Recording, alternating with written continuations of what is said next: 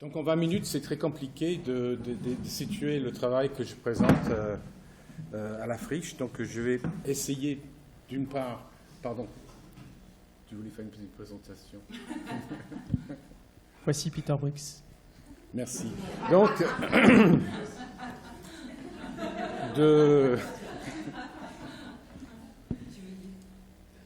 Donc, d'expliquer un peu le contexte dans lequel s'est développé ce travail et de détailler un petit peu plus. Donc, je ne peux pas tout faire, donc je vais aller très vite.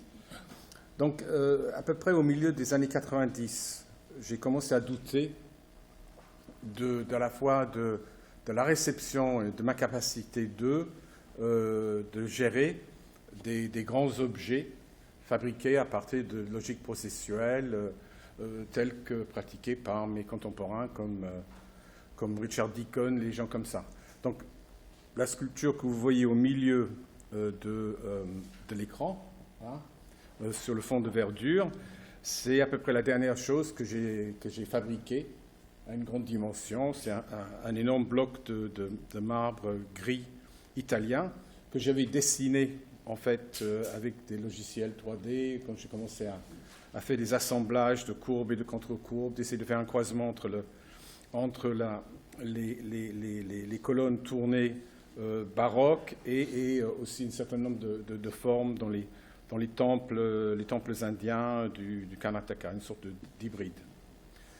Donc, à cette époque-là, pendant les années 90, j'ai surtout réalisé des petits essais de généralisation de formes naturelles, quelquefois, à partir de pierres que j'avais collectées dans la région de Tours, de galets, de choses comme ça, et qui s'ajoutaient à une collection d'objets que j'avais à ce moment-là accumulés depuis quelques...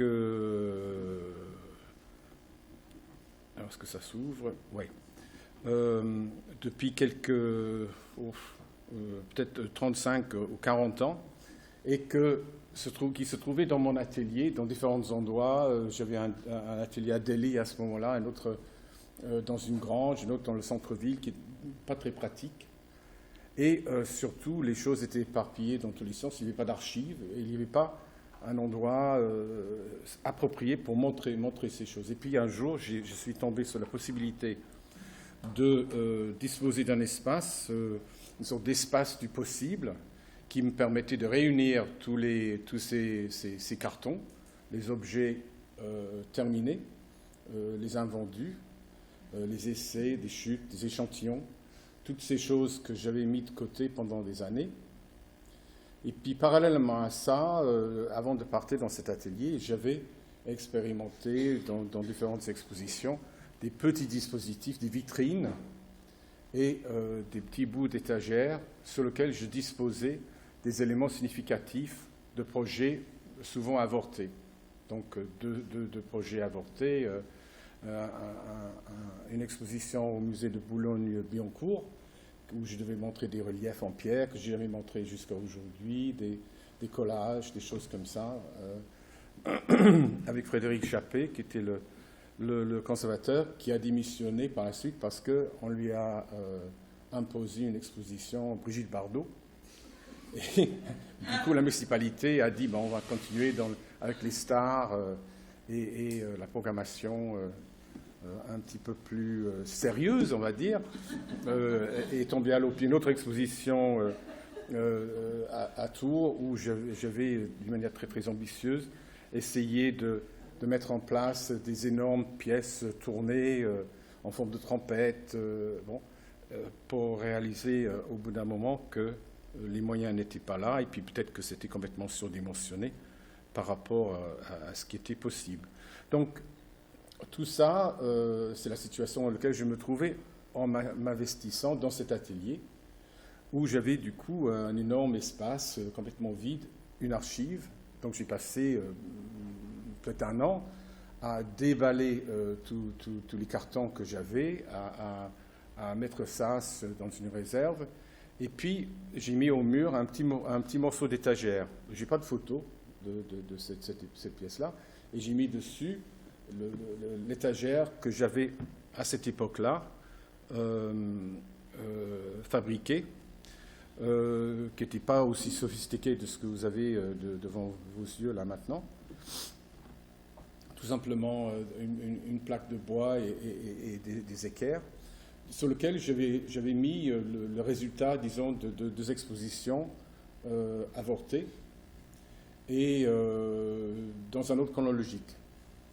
Et puis, en déballant les cartons, j'ai agrandi l'étagère en mettant un petit bout à gauche, un petit bout plus à gauche, et très vite, j'avais 30 mètres linéaires de ces petits objets qui s'accumulaient, et j'ai fait une exposition de cette accumulation. Ce n'est pas ce que vous voyez là, ça c'est ce que vous allez voir à la friche si ce n'est pas déjà fait.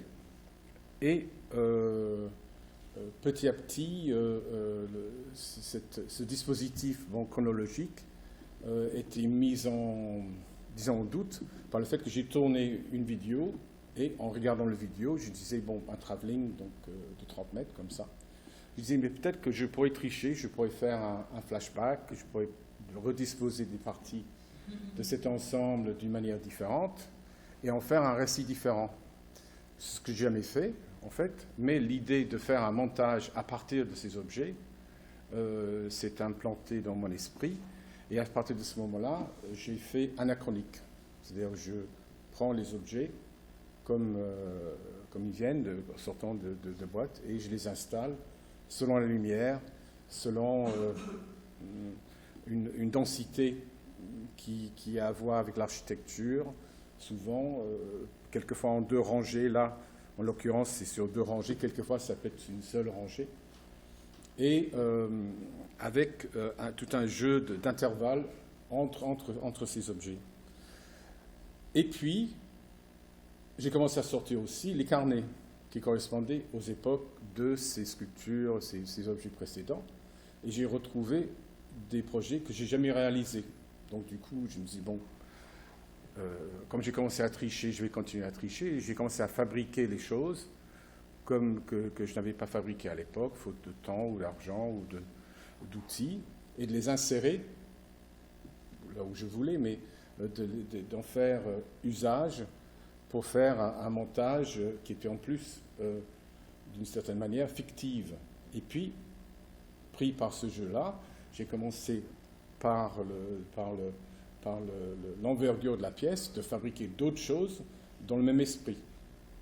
Donc c'est devenu, en fait, à partir d'une idée de minoration, quelque chose qui a complètement dominé mon travail et qui fait que, à partir de ce dispositif, plus l'autre qui se situe juste à côté, qui est à une échelle un petit peu accrue, que j'ai inscrit une grande partie de mon travail à l'intérieur de ces deux dispositifs. Donc, ce qu'on voit devant nous là, ça s'appelle Shelf Life. Shelf en anglais, ça veut dire archiver, mettre de côté. C'est ce qui est marqué sur les emballages de denrées périssables dans les supermarchés aussi, pour dire le temps qu'on peut conserver avant la vente d'objets. Donc c'est une sorte de jeu de mots à la fois sur la durée et un petit peu la notion de deuil pour les projets que je n'ai pas fait, et puis très honnêtement, la plupart du temps, que je suis assez contente de ne pas avoir fait. Donc ce dispositif s'est agrandi, et une deuxième partie est née un petit peu après, qui s'appelle déposition, et dont il y a la trace dans toute la partie que vous voyez dans ce panoramique à droite, qui prend place à une échelle accrue. Il n'y a plus d'étagères, et c'est des choses qui sont, disons, à l'échelle du mobilier, du vêtement, d'un vêtement complet, et qui demandent un recul peut-être un petit peu supérieur, et qui fonctionnent de la même logique avec ce jeu d'intervalles. Donc voilà, le dispositif, c'est ça. À la friche, il y a également cette pièce qui est au sol, qui est disposé et découpé selon la constellation du Cancer et qui fait une sorte d'ouverture, une sorte d'aiguillonnage vers les différents espaces. Ça redistribue l'espace au sol vers les différentes parties de l'installation. Donc cet ensemble s'appelle Dada, qui veut dire en hindi moitié-moitié. Donc c'est des éléments que j'ai prélevés pour un certain nombre ou que j'ai créés spécialement pour l'exposition de ces deux dispositifs. D'une part, déposition, donc quelque chose qui serait plutôt posé au sol, et puis l'autre partie qui est plus élevée, qui est sur une étagère. Donc cette possibilité de fabriquer les choses m'a fait travailler également sur les régimes de plasticité. Et là, il faut aller vers les détails.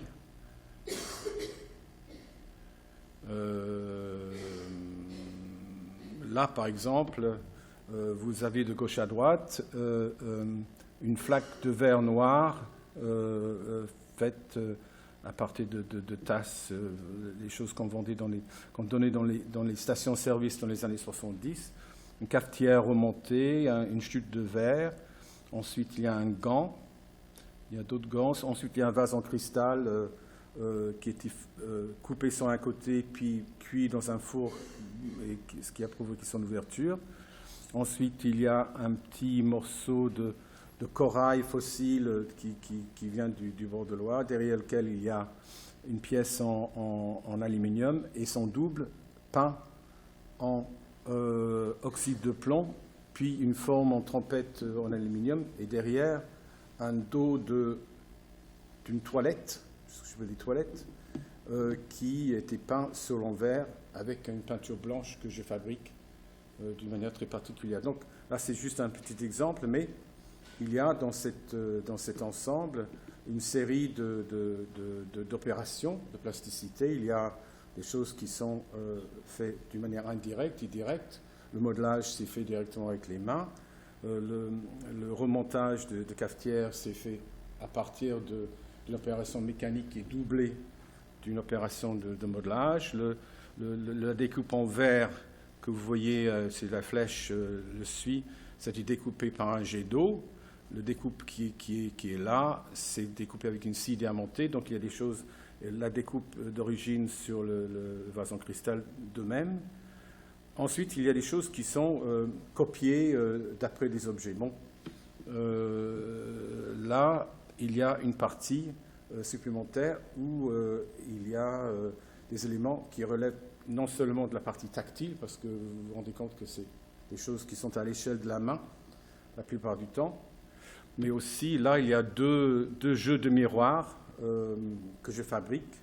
À gauche, c'est les lunettes de vue, des verres de lunettes de vue argentées au dos.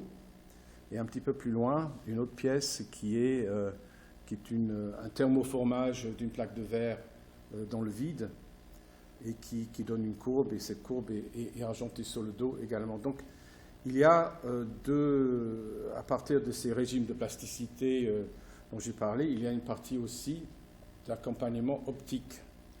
Et ces deux choses donnent une distance pour l'observateur qui est à peu près, il faut être à 1 mètre, 1 mètre 50 pour pouvoir, c'est à peu près à cette distance que ces choses étaient photographiées, ce qui fait qu'on peut les toucher et les voir en même temps.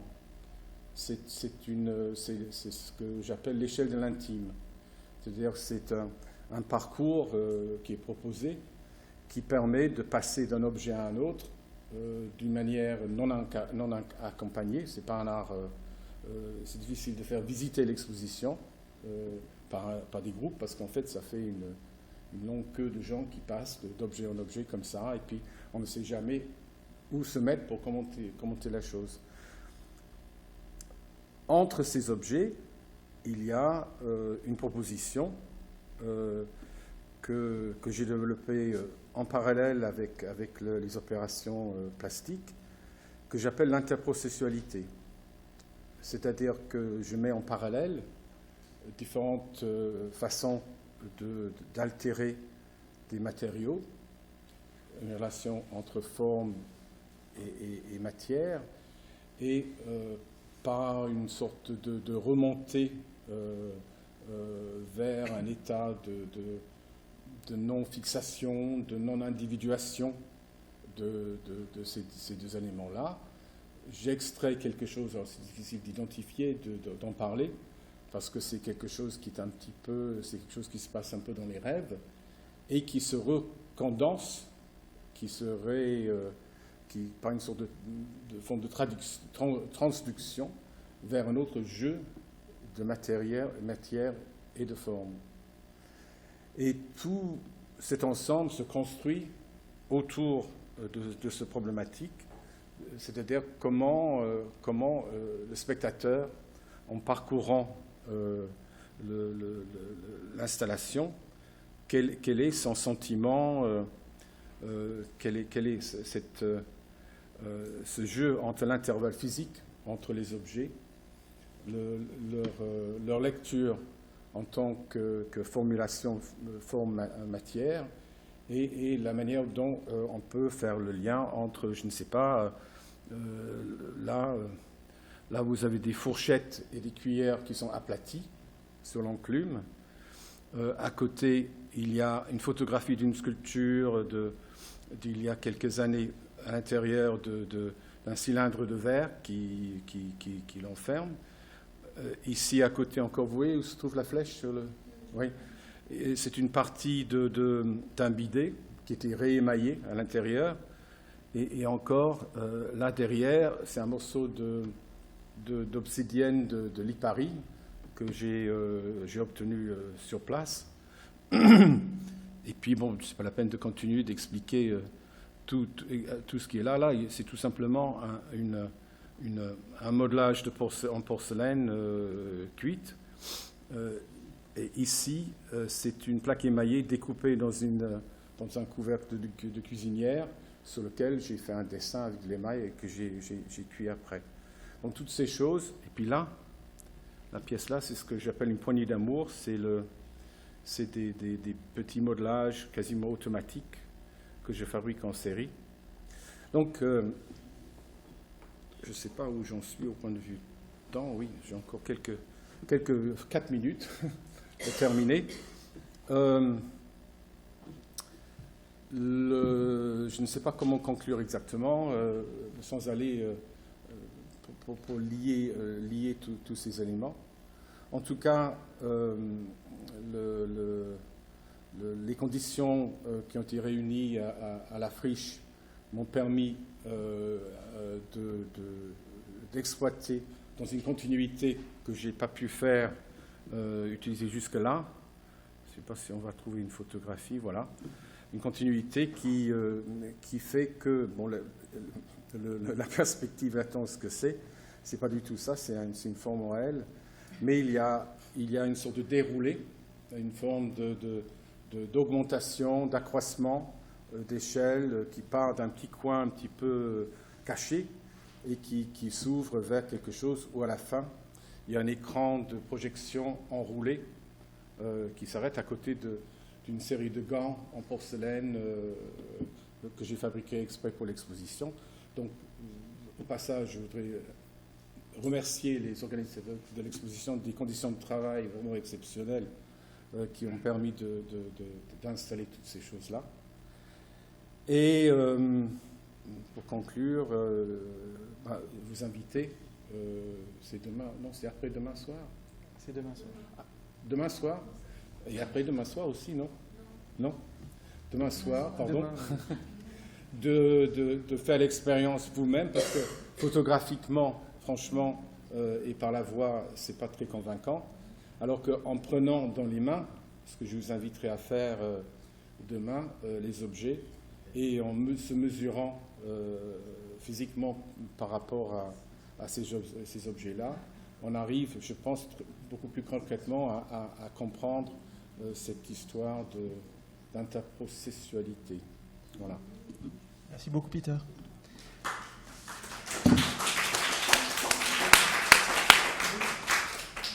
Nous allons faire comme hier, c'est-à-dire entendre les 3 artistes d'affilée, puis on réservera les questions globalement pour les 3 artistes à la fin. La raison pour laquelle j'étais si bref en présentant Peter, c'est qu'il m'avait demandé d'être le plus bref possible, puisqu'il se présenterait lui-même. Et je voudrais juste, avant de donner la parole, remercier quand même particulièrement Peter, puisqu'il a joué un rôle important dans ce qu'on peut appeler, la préhistoire, la proto-histoire du projet, puisque... comme je l'ai dit en entrée, enfin je l'ai rappelé rapidement en entrée du colloque, avant de devenir ce projet à Marseille, au départ, on a monté avec une exposition accompagnée d'un livre de philosophie, donc un premier pré-projet à Constance avec Julie qui va prendre la parole dans quelques minutes. Et Peter avait joué un rôle déjà très important en nous aidant à la traduction anglaise de l'ouvrage, et aussi il nous a beaucoup aidé, y compris ensuite dans la période marseillaise du projet, dans la constitution de la bibliographie. Il faut dire qu'il y a une bonne partie de la bibliographie du projet qui a pu être constituée grâce à Peter, donc merci. Je vais donner donc la parole à Julie Pelletier. Elle m'a dit, comme Peter, de me limiter à très peu, mais je vais être frustré si je dis absolument rien. Je me limiterai juste à dire que Julie Pelletier a un travail de peinture, mais essentiellement de sculpture et d'installation. Que du point de vue des matériaux qu'elle utilise, ce sont des matériaux essentiellement d'origine industrielle, de la colle, des métaux, des matériaux de récupération, et que du point de vue des formes, je ne vais pas rentrer dans la symbolique et le rapport vraiment au vivant, je vais laisser la parole à l'artiste. Juste au point de vue des formes, c'est souvent des mailles, des réseaux, des trames, et c'est quelque chose qui m'avait marqué d'abord, avant de rentrer dans l'aspect de la symbolique du vivant, en tant que, depuis ma propre spécialité de philosophie des mathématiques et de la physique, j'étais marqué par ce type de forme qui est la maille, le treillis ou la trame, qui du point de vue topologique est une espèce d'intermédiaire entre la dimension 1 et la dimension 2, parce que qu'est-ce que c'est une maille ou un réseau? C'est des emmêlements de fils qui viennent esquisser des surfaces. Voilà, mais... Je ne vais plus rien avoir à dire. Je cède la parole. J'ai dit 3 mots. Je te jure. Alors... Voilà, donc je voulais commencer par ces premières photos. Ce sont mes premières sculptures, mes premiers volumes. Voilà, donc mes origines sont auprès de la nature. C'était des conseils précieux que j'avais eus à l'époque et qui m'ont permis de commencer toute ma réflexion sur mon travail. Donc là, c'était du grillage et des clous de tapisserie. Voilà, je vous les passe rapidement parce que... Ouais, il y a celle-ci. Voilà. Et celle-ci, c'était donc inspirée...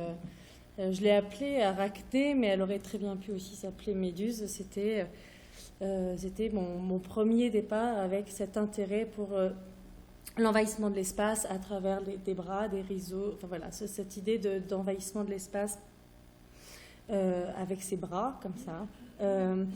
Elle a été installée dans une salle d'exposition, mais aussi voilà, à l'extérieur.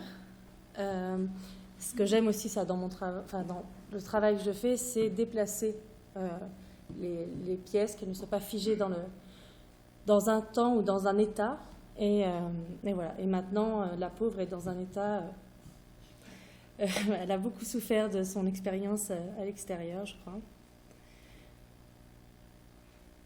Voilà, celle-ci, c'est du cuivre, c'est un filet de cuivre qui est utilisé pour des moteurs, pour des filtres de moteur. Voilà. Donc, je l'ai installé comme ça, je l'ai installé aussi comme ça. Voilà, ça c'est le dernier état où je l'ai vu. C'est-à-dire qu'installé à l'extérieur, c'était... donc on voit le cuivre qui évolue, c'est très intéressant pour moi de voir l'effet du temps sur les matières. passe. Et ça, c'était un tout autre travail. Ça m'a un peu surpris aussi quand j'ai réalisé ça. Moi qui travaille beaucoup dans les fils et dans la transparence et la légèreté. Là, j'ai fait une pièce qui n'est pas immense, hein, qui est grande comme ça, mais qui doit peser 3 tonnes, et voilà, qui est très opaque et très, très dense. Je ne vais pas remontrer. Par contre, la matière, la colle thermofusible, vous verrez, j'ai travaillé dans différentes manières, et vous la verrez aussi à l'exposition dans une des pièces qui s'appelle Madame 2. Je l'ai beaucoup travaillé. Voilà, ça c'est encore une expérience sur le temps. Il y a des œuvres qui ne tiennent pas, qui sont éphémères, qui ne restent pas, et celle-ci, effectivement, est devenue maintenant quelque chose de complètement innommable, mais voilà, elle a eu ce temps-là. Celle-ci, voilà, celle-ci, c'était un travail, j'ai plus pris, elle m'a plus enrichi dans le processus de création que dans le résultat final. Voilà, mais c'est très personnel, je ne sais pas trop comment vous l'expliquer. Donc je passe. Voilà, celle-ci. Donc c'était un travail. La première fois était comme ça. La deuxième fois, elle était comme ça. Et voilà. Et celle-ci aussi. Elle n'a pas. Voilà. Je ne vis pas mal le fait qu'une œuvre se détériore et devienne complètement autre chose. Je ne pense pas qu'il faille sacraliser toujours tout ce qu'on fait. Voilà, celle-ci, c'était une installation. Dans le fond, on ne se rend pas trop compte, donc je l'ai installée dans l'eau. C'était au départ une base de 5 socles de ronds de cuivre, et j'ai monté toute une trame en fil de cuivre. Voilà, et c'est projeté comme une armature d'arbre. Voilà, donc c'était comme si les bases étaient des racines qui créaient comme ça un tronc et qui repartaient en branches. Donc je l'ai installé dans l'eau, je voulais voir si l'effet de l'eau avait un impact sur le cuivre et avec le temps. J'ai plusieurs photos.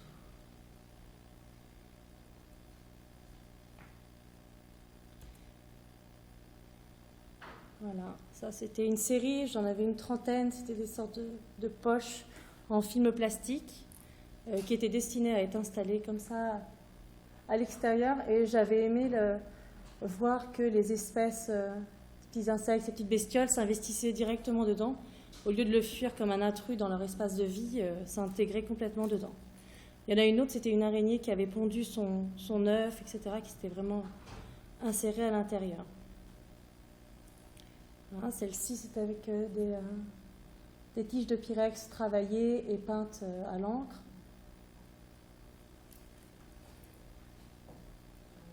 Celle-ci, celle-ci est présente à l'exposition.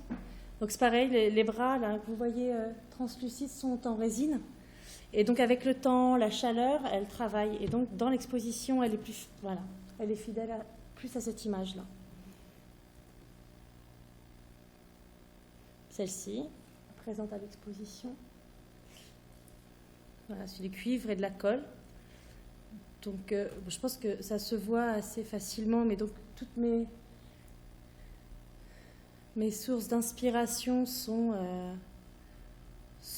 des constructions animales ou des productions animales. On en reparlait encore hier. Je me suis rendu compte que pour l'exposition, j'ai beaucoup travaillé à partir de poches, de cocons, d'œufs. Voilà, cette pièce-là, vous voyez, hop là. Voilà, ça a été inspiré par une lecture que j'avais sur une certaine espèce d'araignée qui fait ses œufs et qui recrée toute une poche tout autour de protection presque transparente pour protéger ses œufs. Donc en fait, ils sont surprotégés. C'est-à-dire que, voilà, une sorte voilà. Bon, ça ne marche pas toujours parce que ça reste très, très fragile, parce qu'effectivement, ils sont suspendus à un fil sous une feuille. Voilà. Donc ça reste assez précaire. Voilà, ça, c'est un détail. Là, vous avez fil de cuivre. Et donc, vous voyez la colle thermofusible qui est travaillée d'une manière très, très dense. Dans ce cône là, que vous avez vu tout à l'heure, voilà, là, elle est devenue beaucoup plus légère, beaucoup plus malléable. Voilà, donc on est revenu au point de départ.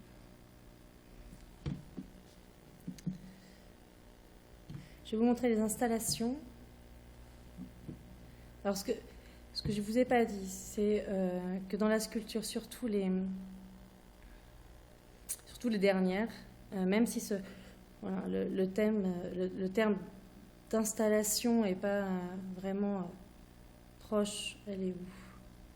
Elle est là, madame. Hein. Voilà.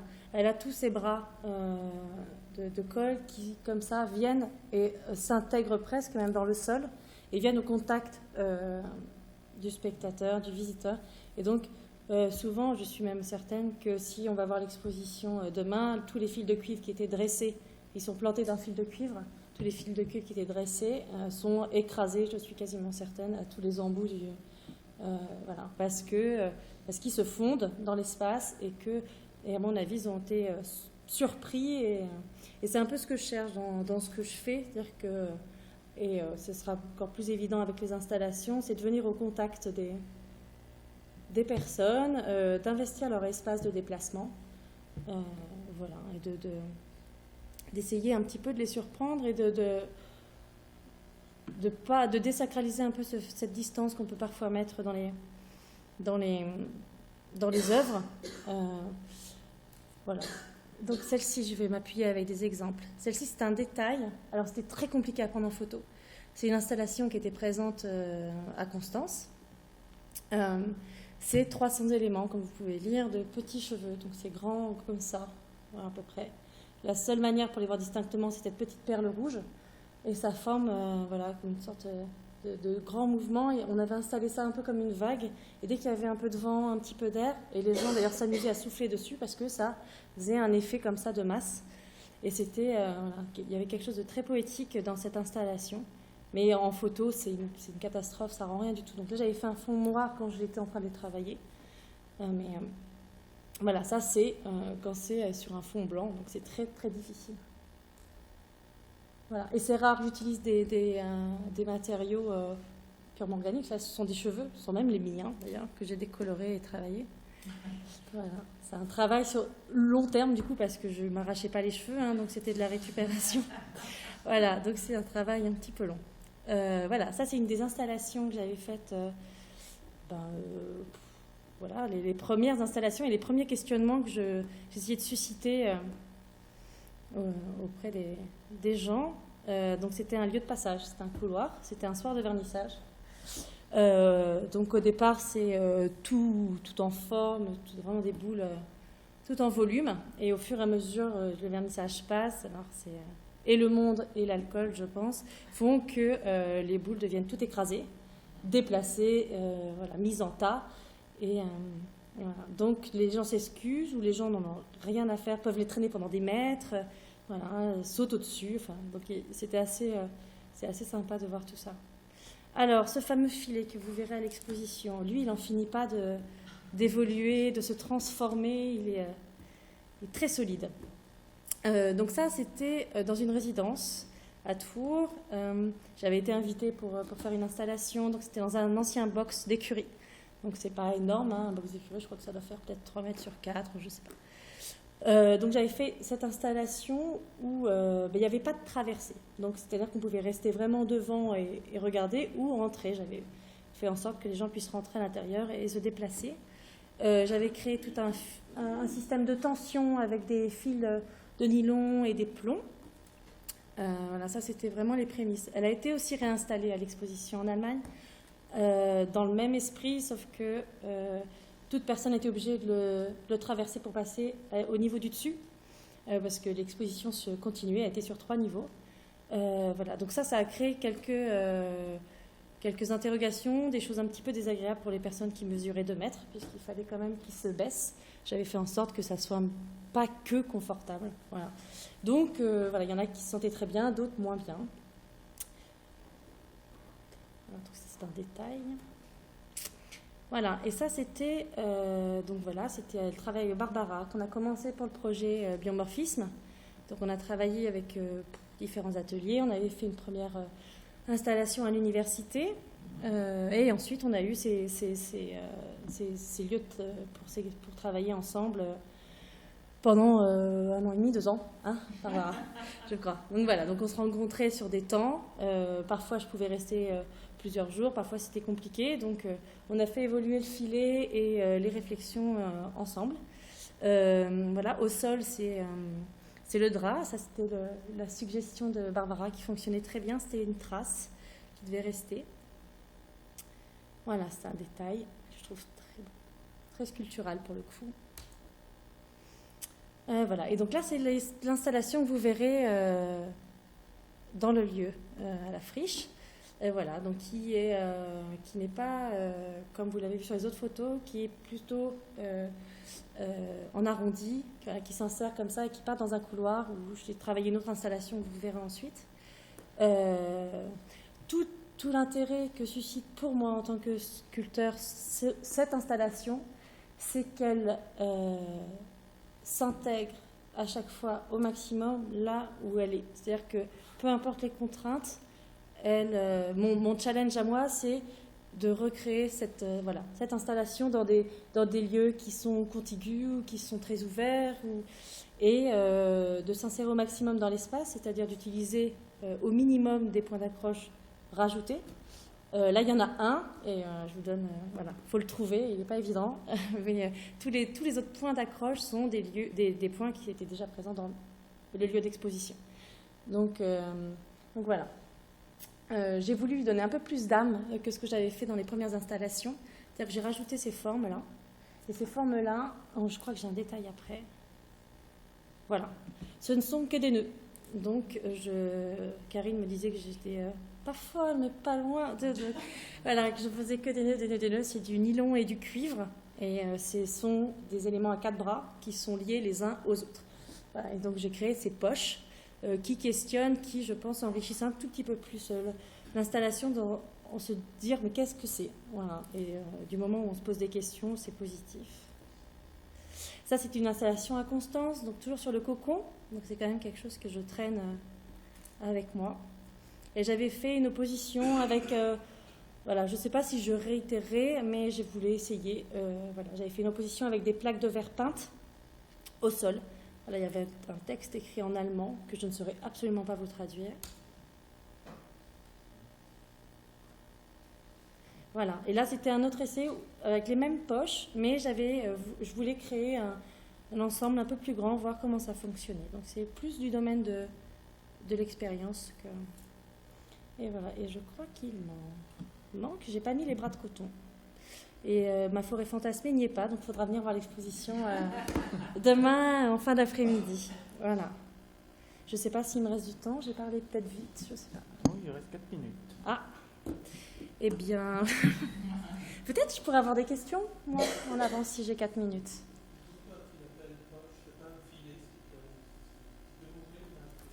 L'image précédente, tout de suite. Ça, vraiment le filet. Ça, c'est du filet. Alors, si vous voulez, l'origine même de ça, c'est des filets de légumes. Voilà. Ouais. Oui, ce que j'essaye de faire au maximum, c'est de la récupération de matériaux et le moins transformé. Donc ça, c'est un des matériaux, au moins, il est coloré, il est déjà manufacturé quand même pas mal. Mais en général, j'essaye surtout d'avoir des choses à base de fil ou en tout cas dans leur matière la moins transformée possible, voilà, pour pouvoir, moi, la travailler. Voilà.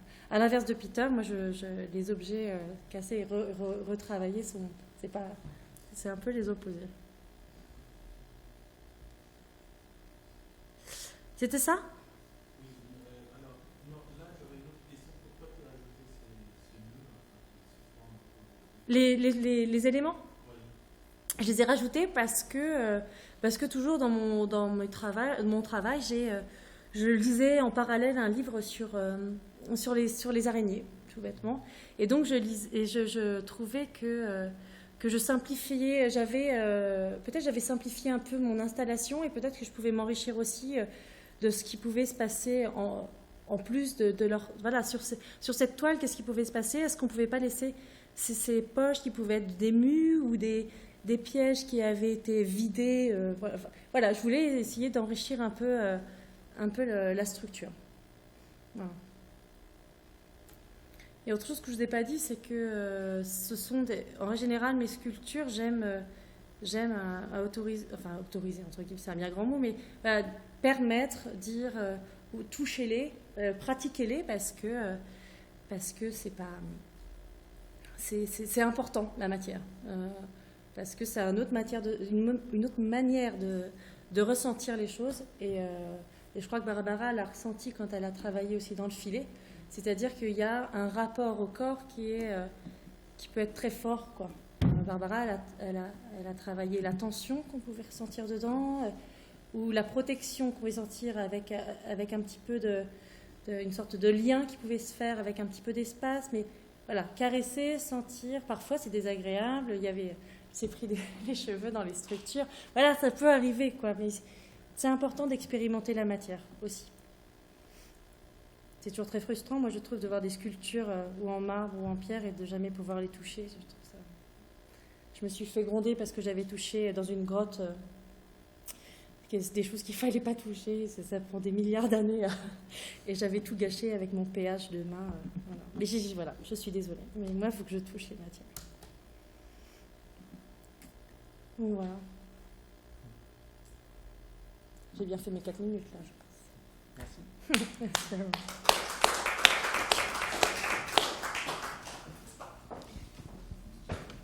Alors, nous allons donner la parole à Barbara Sarrault. Barbara est à la fois chorégraphe et interprète, danseuse. Elle a travaillé donc dans plusieurs institutions à Marseille et Aix-en-Provence, au Ballet National de Marseille. De Prêche-Locage. Oui, au Ballet Prêche-Locage.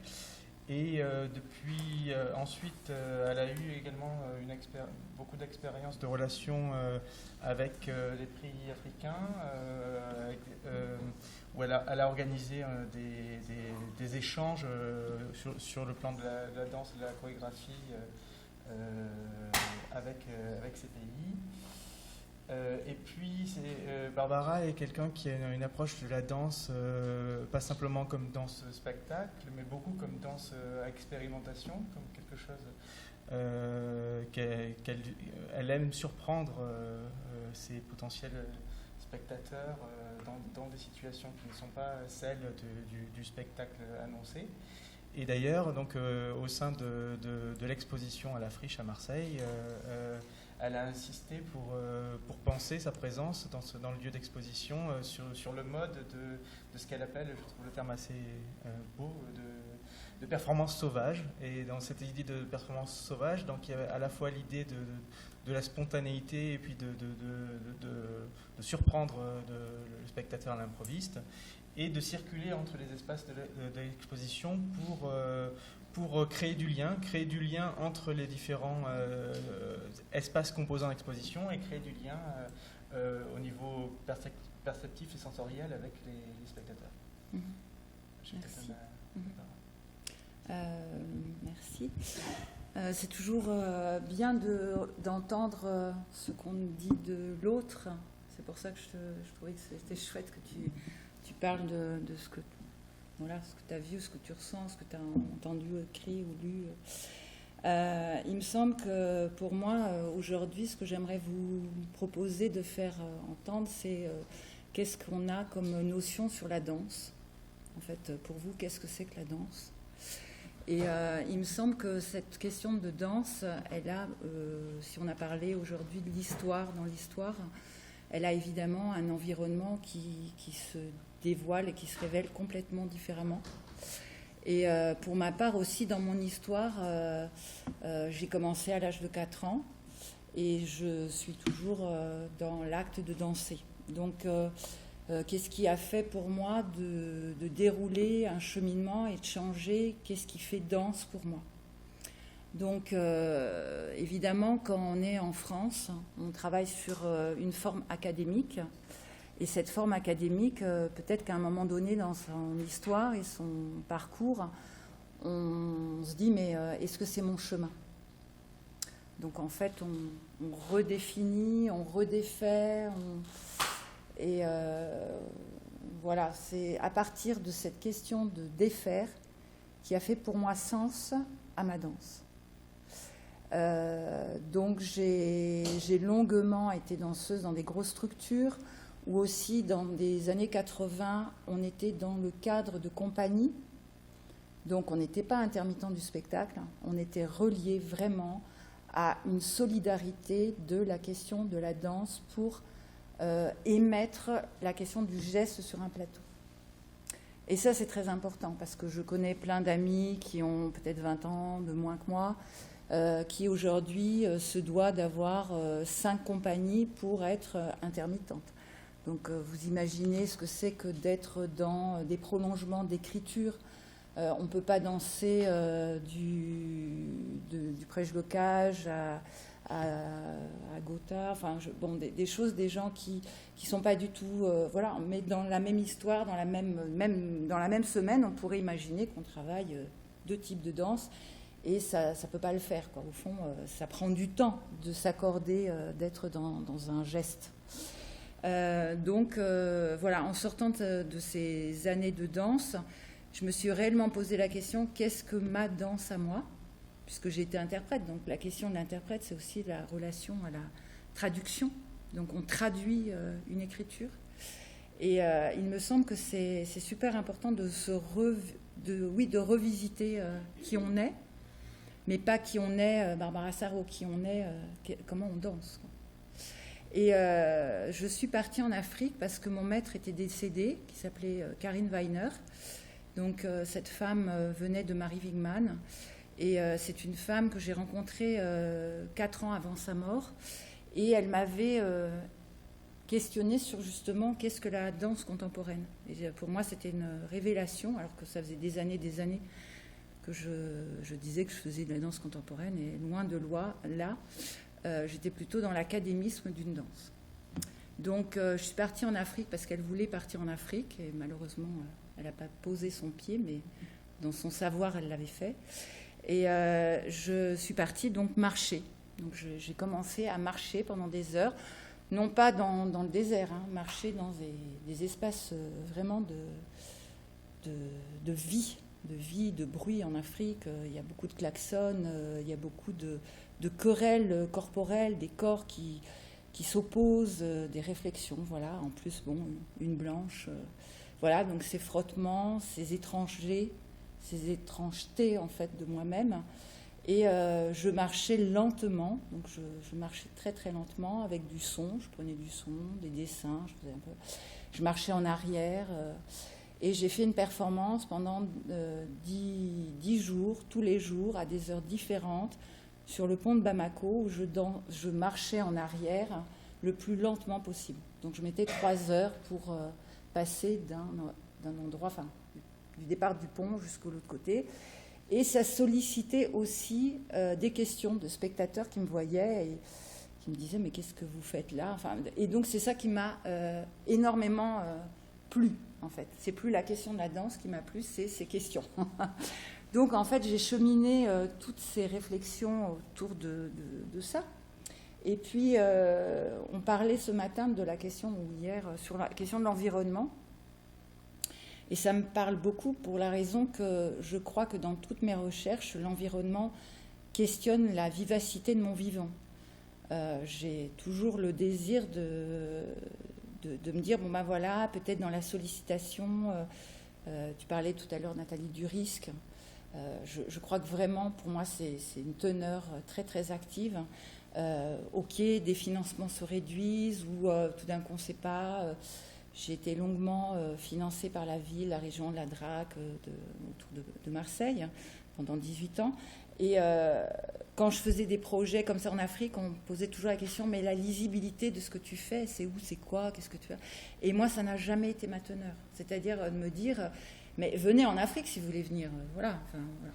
Donc après, en 2005, j'ai loué un magasin au Puce de Marseille. Et je suis restée 1 an.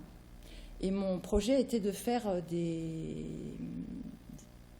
performances, enfin, je les appelais des objets chorégraphiques, où j'avais donc loué ce magasin. Et ce magasin, je le vidais, évidemment. Alors, donc tout autour, il n'y avait que des espaces de remplissage, des objets. Évidemment, un brocanteur, un antiquaire, il a besoin d'espace pour remplir, pour vendre ses objets. Et moi, j'étais là à dévider et vider cet espace pour rendre la question du corps, de l'objet, du vieillissement. Donc j'ai fait des objets chorégraphiques qui était menée à 3 espaces différents, qui étaient une fois tous les premiers samedis de chaque mois, je faisais cette expérience, qui était nommée, envoyée, il y avait la presse, enfin voilà, les gens avaient la communication très claire. Mon projet, c'était le lundi, j'arrivais dans l'espace, je peignais, donc dans des couleurs différentes, enfin, suivant le cas que je mettais en œuvre. Et j'invitais des plasticiens, des compositeurs, enfin, suivant des cas sur la question de l'objet, du sujet, voilà, du corps, du vieillissement. Et on se donnait, ou je me donnais, une semaine pour y travailler. Le samedi, il y avait la proposition. Et le dimanche, au fil du temps de l'année, je le donnais le dimanche et le vendredi pour la raison que j'y voyais que des spectateurs, des visiteurs étaient autres. Pour la raison que le vendredi, il y avait des gens qui passaient, ok, ils se demandaient ce que c'était, mais quand même, qu'est-ce que c'était. Le deuxième qui était invité par la correspondance d'une communication, il le savait, donc il y avait quelque chose qui était plus du cadre on va voir Barbara Sarrault. Et puis le dimanche, c'était le bouche à horreur et rumeur, hein, de dire « Ah, mais putain, qu'est-ce qu'elle fait, cette bonne femme, là, au milieu, on y retourne, voilà. » Donc, c'était génial, quoi. Donc, et puis, comme dans le contrat de cette location, il fallait que ça soit ouvert le vendredi, samedi, dimanche de toutes les semaines. Donc, j'inventais encore des expériences. Donc, toute l'année, en fait, j'ai eu un sac de communication, enfin pour moi d'expérimentation, et qui m'a ouvert des énormes trouvailles. Voilà. Donc ces trouvailles, en fait, j'en ai offert aussi à des rencontres. Donc par exemple, quand Julie Pelletier m'a proposé de faire ce projet du biomorphisme, c'était encore une trouvaille, c'est-à-dire à chaque fois, c'est quel est l'environnement, sur quoi on se pose, des questions, des réflexions, comment nos carnets s'ouvrent et se mettent en œuvre. Et c'est sur des questions qui sont sur l'ordre du temps présent, du vivant, et non pas de se dire je me mets dans une poche de savoir, mais mon savoir, il est presque ancestral dans la question du savoir de la danse, en fait. Donc je repose la question, qu'est-ce que pour vous la question de la danse? Et la danse aujourd'hui, qu'est-ce que c'est, en fait? Donc la représentation... voilà. Donc là, par exemple, j'avais un projet en Afrique où pendant 3 mois, j'ai posé un espace blanc qui faisait 3 mètres sur 4. Je posais une caméra et j'improvisais pendant 26 minutes, qui est l'ordre d'un film, en fait, un petit film de 26 minutes, où dans ce cadre-là, l'environnement faisait que je changeais mon organicité de mon corps. Et donc, à chaque fois, je mettais la caméra à un endroit et je dansais 26 minutes dans des endroits improbables. Ça pouvait être un champ, ça pouvait être une cour, ça pouvait être... Donc, après, les spectateurs venaient ou venaient pas, parce que je pouvais avoir que ma caméra comme spectateur, où il y avait des enfants qui venaient, il y avait du bruit, il y avait du silence, il y avait dans une église, enfin voilà. Donc, cette porosité de l'environnement m'a posé beaucoup de réflexions autour de l'écriture, en fait. Et surtout, donc, qu'est-ce que le spectateur introduit dans mon vivant sur mon geste. Donc, je ne crée pas un geste qui m'appartient. C'est ce que la porosité de l'autre fait. Et l'incongru, c'est aussi le spectateur, qu'est-ce qu'il cherche? Est-ce qu'il est à se dire, mais qu'est-ce qu'elle fait? C'est une folle, elle danse au milieu de rien. Ou à l'inverse, donc j'ai eu des cas, évidemment, embarqués... je sais pas, par la police, enfin bon, j'ai eu évidemment plein d'histoires, mais c'est dans la topologie du corps. Et ça, c'est génial, quoi, en fait, c'est toute l'expérience, et c'est peut-être ça qui m'intéresse, en fait, c'est l'accident, c'est le frottement avec des personnes qui se disent, mais qu'est-ce qu'elle fait là, au milieu de rien, elle n'a pas besoin d'être là, ou tout ça. Donc, évidemment, au travers de l'expérience de ce projet à la friche, où petit à petit, il y a eu on va dire un travail autour du filet. Petit à petit, le filet est devenu dans un angle qui, pour moi, ne faisait plus notre réalité du travail. Donc, je me suis posé d'autres questions et je me suis retrouvée que le filet était peut-être un prétexte de maintenant, mais il y aurait une autre aventure peut-être. Voilà. et qu'à l'intérieur de la zone, de l'expérience de tous les artistes qui ont exposé, en fait, hein, donc il y a une exposition de nous 8, en fait, 7 plus 1 peut-être avec le corps, je me suis dit, mais ce corps vivant, qu'est-ce qu'il expose à l'intérieur des œuvres des autres qui sont du vivant ou de l'expérience du vivant, enfin tout ce qu'on connaît de tous les artistes qui sont exposés au biomorphisme, et comment mon corps vivant se relate dans cette exposition de, on va dire, voilà, du frottement que je peux exposer avec ce vivant-là vivant, et puis de cette exposition, en fait, ce corps exposant, où j'expose mon corps. Voilà. Alors, ce que j'ai trouvé rigolo, évidemment, ce que tu disais à la sauvette, donc c'est ce que j'ai voulu absolument avoir, c'est-à-dire que je viens quand je veux. On va se dire que j'ai une maison, j'ai ma maison, puis j'ai la friche. Donc, j'arrive quand je veux. Je leur demande juste à l'accueil j'ai pris une petite clochette d'hôtel, hein, vous savez, quand on fait ting. Voilà, donc j'ai proposé, dès qu'il y a un visiteur qui arrive à l'accueil, de juste poser et de faire ding. Comme ça, si je suis loin, je sais qu'il y a quelqu'un qui est là, puisqu'il y a une temporalité aussi des visiteurs, parce qu'il y a parfois, il n'y a pas de visiteurs, il y a parfois, il y a un visiteur, il y a parfois 50 visiteurs, et comment aussi ça se frotte avec ma relation et des personnes qui ne veulent absolument pas me regarder. Donc ce regard qui ne veut pas me regarder, qu'est-ce que ça expose pour moi-même? Donc tout ça, c'est vraiment très intéressant pour la représentation et qu'est-ce qu'on est. Et donc je repose la question, qu'est-ce que la danse aujourd'hui?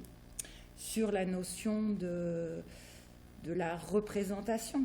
Alors là, en ce moment, je fais aussi un travail avec un cheval. Hier, il y avait 300 personnes qui regardaient ce cheval et ce cavalier. Et je me dis aussi que le biomorphisme, il est là. Parce qu'il y a ce travail où comment les gens ils regardent. Est-ce qu'ils regardent le cheval ou est-ce qu'ils regardent le cavalier, ou comment j'ai travaillé autour de ça. Et pour finir, peut-être j'ai 2 minutes. Je voudrais juste vous présenter un solo que j'ai posé avec un musicien avec qui j'ai travaillé, Jean-François Laporte, pendant 6 ans, où en fait on a travaillé sur des micros qui étaient sous ma table, et je travaillais sur l'implication du son et aussi de l'écho que ça a occasionné sur mon corps. Non pas, j'avais pas de micro sur moi-même, hein, c'était pas du tout ça, c'était vraiment le son qui déterminait pour moi une organicité de mon corps. Et donc ce que vous allez voir, c'est un travail que j'ai fait, toujours pareil, dans mon extension de vidéo. J'ai posé une caméra et ma caméra est devenue le chorégraphe en fait. Donc j'ai improvisé, je suis allée à ma caméra et j'ai fait exactement ce que j'avais fait 1 heure avant. Donc c'est solo en fait, qui dure plus longtemps, mais là c'est un petit extrait.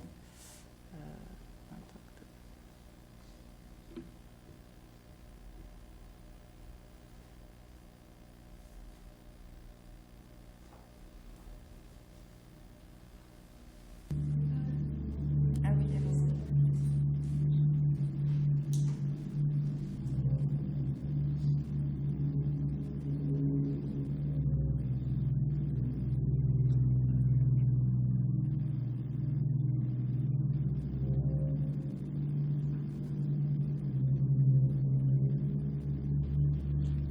Excusez-moi, c'est l'autre. Alors, je me suis trompée de... je crois que c'est celui-là. Pardon.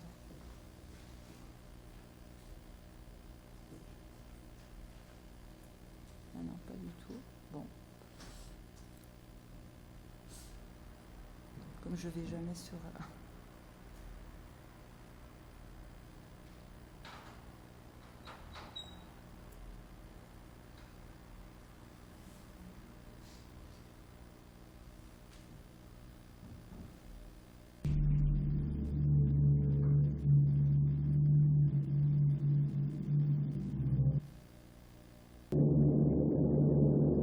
Je le raccourcis parce que...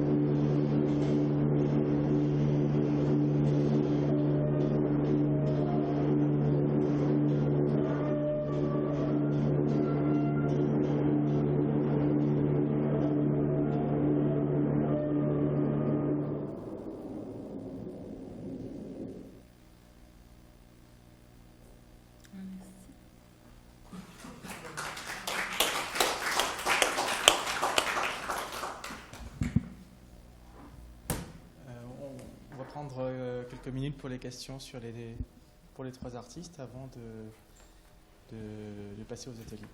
Enfin, à l'atelier prévu.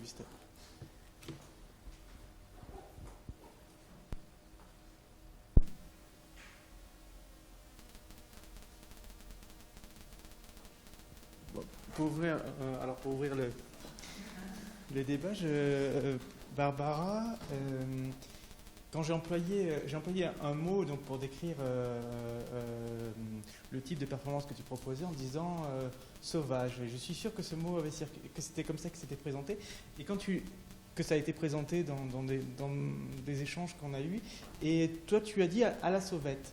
Et je me demandais, est-ce que... Bien sûr, ça voulait dire à la sauvette sauvage, c'est pas tout à fait la même chose.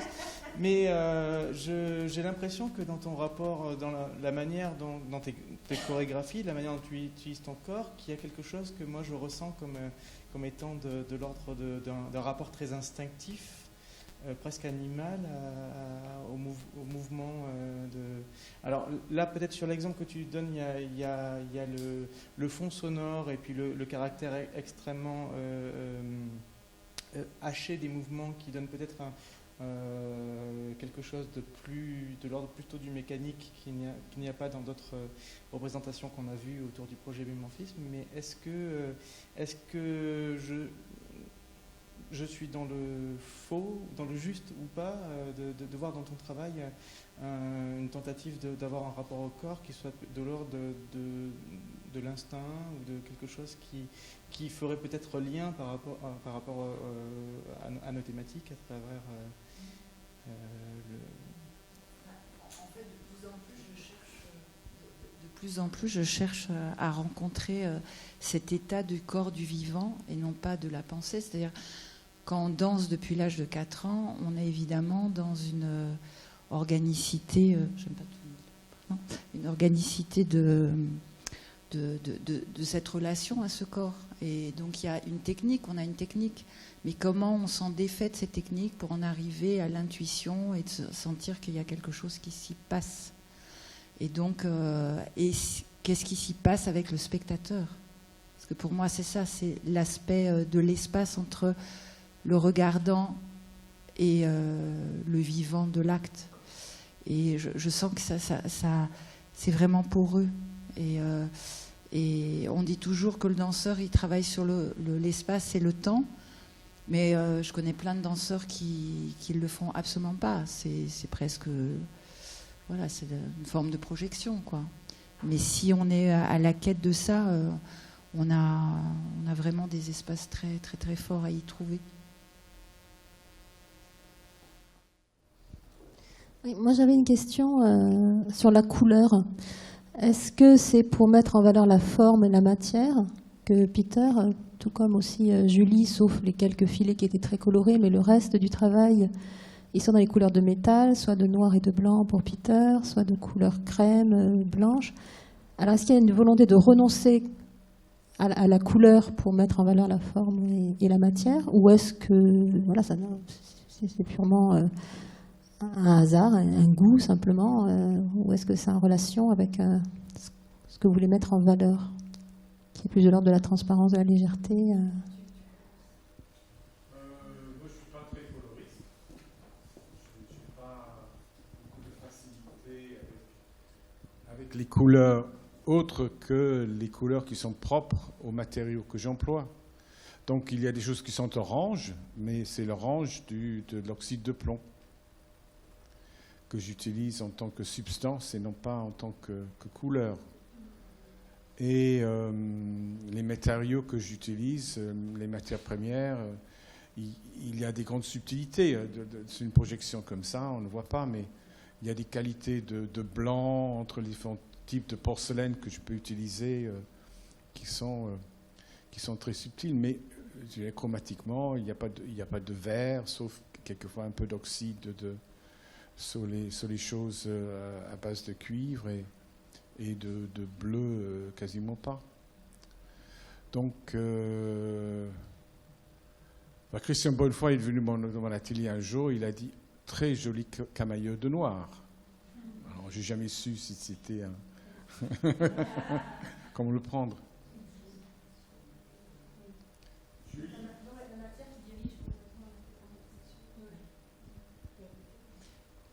Moi, je choisis souvent mes matériaux pour leur qualité plastique et aussi pour leur.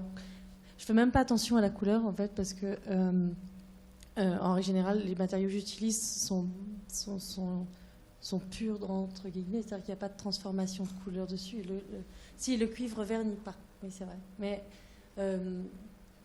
je trouve que du moment où on met une couleur, ça complexifie le sens et du coup ça apporte une donnée et qui n'est pas forcément justifiée par rapport à ce qu'on veut dire.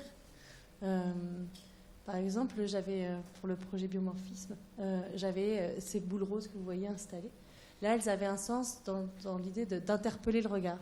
Et j'ai voulu les retravailler et du coup je ne l'ai pas fait. Parce que j'ai essayé plusieurs fois avec Karine, je disais je crois que j'ai trouvé.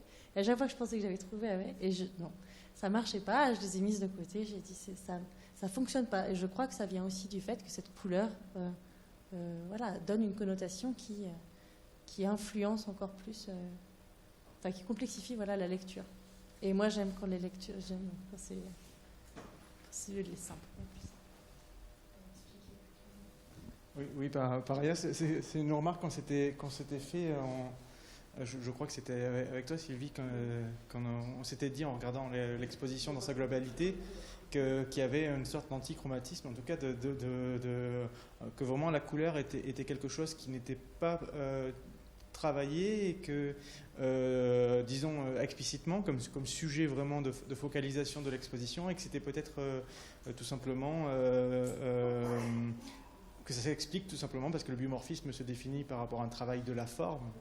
Et sur la matière, ça n'est pas dans l'étymologie, mais c'est justement quelque chose qu'on va discuter dans une table ronde sur la matérialité propre au biomorphisme. Alors que c'est donc une approche qui est par essence de forme plutôt que de couleur. Une question pour j'oublie les noms, excusez-moi, pour Julie, mais qui a un sens plus général. Alors, c'est un peu la question aussi qui intéresse la science et la philosophie, de savoir s'il y a des niveaux des descriptions du monde. Par exemple, si on prend un filet, on peut les regarder à plusieurs lectures, voilà, à plusieurs niveaux. On peut voir un filet comme on peut voir une maille, et à une échelle encore plus microscopique, on peut voir les nœuds qui forment la maille. Est-ce que ces genres de réflexions rentrent dans ton travail? Est-ce qu'ils inspirent ton travail? Parce qu'un objet, que ce soit un objet scientifique, que ce soit un objet mathématique, ou un objet même littéraire, comme il y a un très bel article d'un écrivain italien qui s'appelle Italo Calvino, la littérature comme niveau de réalité. Bon, en mécanique quantique, on connaît bien les problèmes, en mathématiques, mais ce qui est un art, quand on crée une forme, on se pose ces problèmes. Parce que quand je regarde tes filets, tous tes objets, on peut les voir à plusieurs niveaux d'observation, de description, aussi comment dirais-je, des considérations aussi esthétiques, artistiques, etc. Est-ce que c'est un élément qui joue à... Moi, j'aime bien l'idée qu'il y ait plusieurs lectures parce que ça oblige. Quand une pièce donne un peu de complexité, ça interroge et ça donne envie. Enfin, je ne sais pas si ça fonctionne, mais je me dis on peut prêter plus d'intérêt à comment c'est fait et donc prendre le temps de regarder et d'essayer de comprendre. Et je me dis qu'une lecture comme ça, multiple, je trouve que ça peut être intéressant et susciter des questions. Voilà. Je ne sais pas trop comment répondre. Je sais juste que je sais que le processus de création, quand je crée quelque chose, peut être très long parce que j'aime le travail de la matière et j'aime essayer de voir ce qu'elle peut m'apporter. Et je pense que quand je construis une forme, voilà, on ressent le fait que que j'ai questionné la matière, que j'ai questionné la forme et que du coup, ça peut susciter un peu plus de profondeur. Voilà. Juste par rapport à ça, pour continuer par rapport à la question de Luciano, moi je trouve que sur ces multiples regards qu'on peut poser sur les œuvres d'art par rapport à l'échelle à laquelle on se situe en tant que spectateur vis-à-vis de l'objet, je trouve que c'était représentatif dans ce qu'a montré Julie, le fait que quand on a parlé de l'œuvre avec les perles qui tenaient les boules de cheveux décolorées, dans l'exposition à Constance, c'était un essaim. En fait, il y avait 300 pièces qui avaient été faites, mais je crois qu'il n'y en avait que 200 qui avaient été accrochées ou quelque chose comme ça. Non, les 300, d'accord. À peu près 300 pièces qui étaient dans l'espace d'exposition et qui étaient accrochées par des fils nylon. Et puis avec le vent, le passage des spectateurs et puis tout simplement les courants d'air, en fait, il y avait vraiment un effet de masse, d'essaim. Vraiment, ces objets, on ne savait pas ce que c'était. Hein, est-ce que c'est des insectes? Est-ce que c'est... Mais en tout cas, il y avait un effet de dessin qui bougeait ensemble. Et quand on regarde la photo, là, d'un coup, l'intérêt artistique est complètement différent sur la photo par rapport à ce qu'on vit dans l'espace, parce que c'est plus la collection de ces 300 éléments qui forment un essaim dynamique qui est donné au regard, mais d'un coup, c'est une photo qui montre la structure de la boule de cheveux. Et donc ça, je pense que c'est... Est-ce qu'il y a une autre question? J'allais faire en fait. Moi j'avais une question couplée pour Peter Julie. On a parlé hier avec Nathalie de Gaston Bachelard et de la poétique de la matière, hein, la poétique matérielle au sens de Bachelard. Et le philosophe Gaston Bachelard et sa poétique de la matière est quelque chose qui est toujours revenu au sein de ces 3 années dans nos discussions sur les séminaires biomorphisme.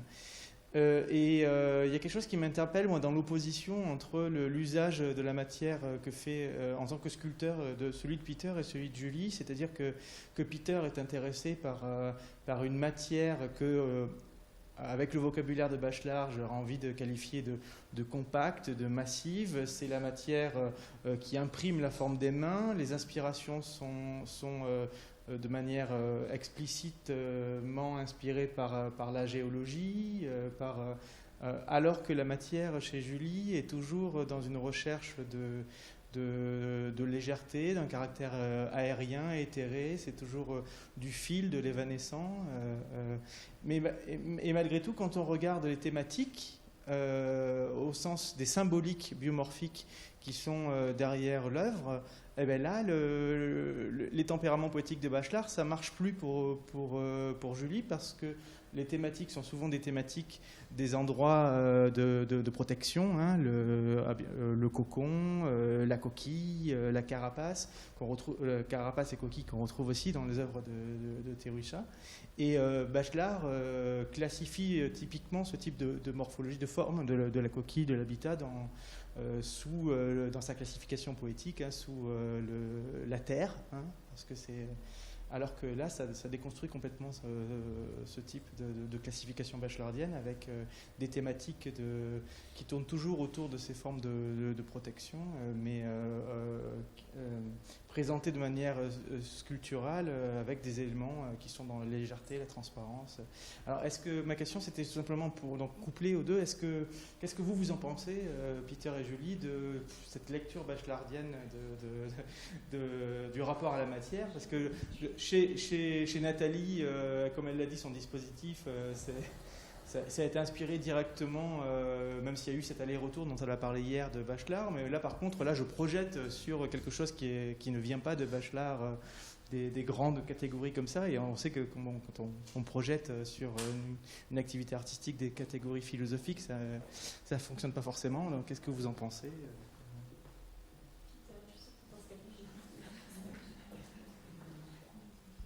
Moi, j'ai toujours eu très peur de Bachelard.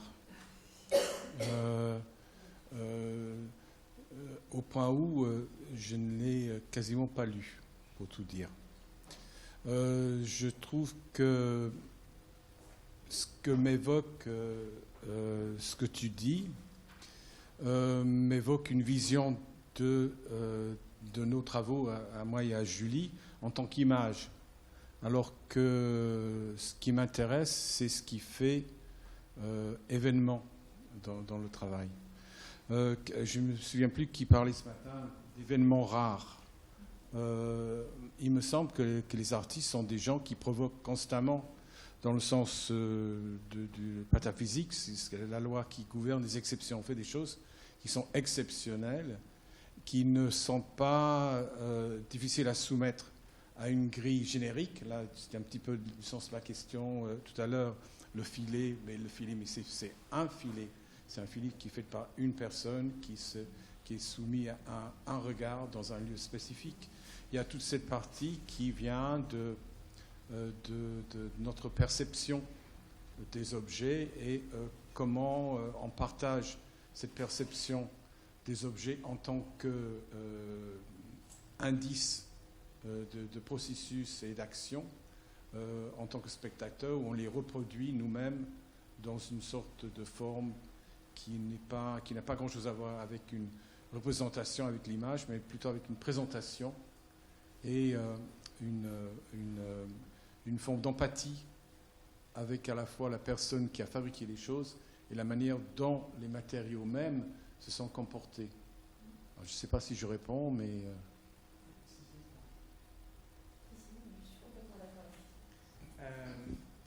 Donc cet après-midi, on a, contrairement à hier, il y a qu'un seul atelier qui est prévu, qu'on a appelé les enjeux politiques et écologiques du biomorphisme, où le but dans cet atelier, ça va être, on va travailler donc sur la manière dont les questionnements épistémologiques sur les sciences du vivant au sens large, en incluant la biologie, mais aussi l'écologie et ses rapports avec les sciences voisines, la physique, les mathématiques.